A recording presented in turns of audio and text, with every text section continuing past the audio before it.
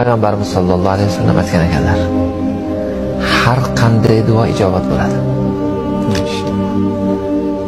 Har qanday duo ijobat bo'ladi. Ijobatda 3 xillik bor. 3 ta ijobat turi bor. Birinchisi, o'sha zahoti so'ragan vaqtingizda ijobat bo'ladi.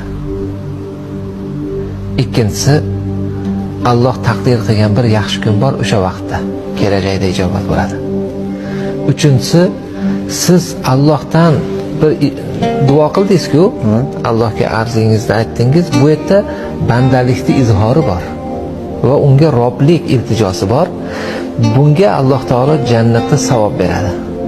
Rasululloh aytadilar-ki, agar qiyomat kuni dunyoda ijobat bo'lmay qolgan duolaringizning natijasida sizga nimalar berilishini bilganingizda edi, bironta duoingiz ijobat bo'lmasligini xohlarsiz. Maşallah.